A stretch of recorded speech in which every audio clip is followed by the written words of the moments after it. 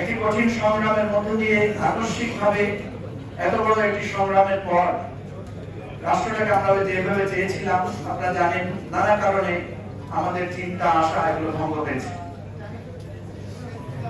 বিশেষ করে তরুণদের কাছে, নতুনদের কাছে আমাদের এই প্রত্যাশা, সেই প্রত্যাশাও নানা কারণে বাধাগ্রস্ত হয়েছে। আমরা যারা নতুন রাজনীতি করতে এসেছি, আমরাও নানাভাবে নানা মানুষের আচরণে কষ্ট পেয়েছি, কখনো কখনো আমরাও দিশা হারিয়েছি। আমাদের এই নতুনদের কর্মকাণ্ড অনেকের কাছে সমালোচিত হয়েছে। আমরা একটা জিনিস লক্ষ্য করেছি, পুরাতন রাজনীতির ব্যাপারে এদেশের মানুষের প্রত্যেকের একটা মোহভঙ্গ হয়েছে এবং খুবই বিরক্তি মানুষের মধ্যে দেখা দিয়েছে। যার প্রেক্ষিতে সকলেই চান একটা নতুন রাজনৈতিক বন্দোবস্ত আসুক।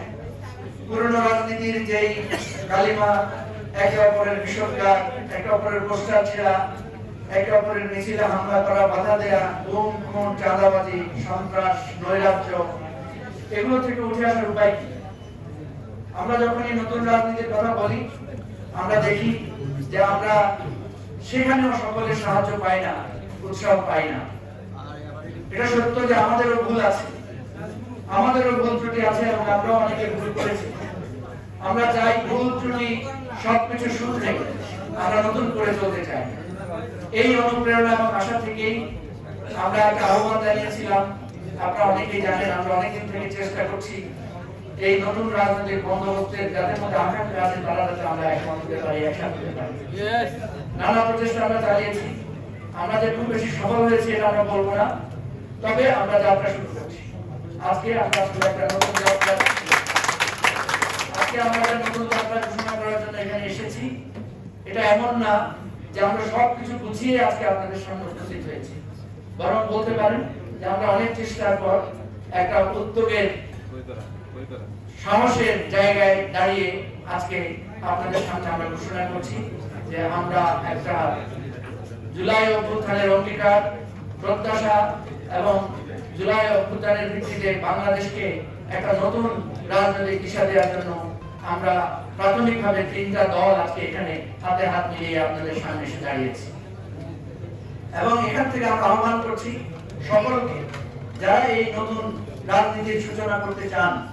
আমি একটা কথা আপনাদেরকে বলি, পুরানো রাজনীতি দিয়ে কিন্তু পুরানো রাজনীতির ফ্যাসিবাদকে দমন করা যায় নাই, পরাজিত করা যায় নাই।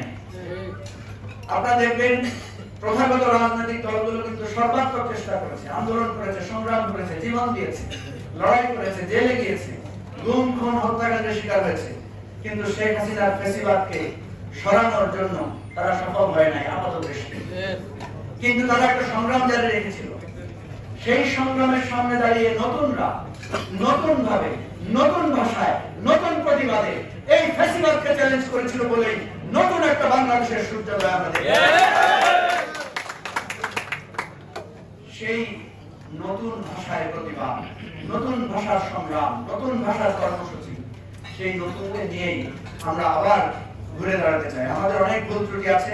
আজকে আমি সকলের পক্ষ থেকে আপনাদের কাছে ক্ষমা চাই, দেশবাসীর কাছে ক্ষমা চাই।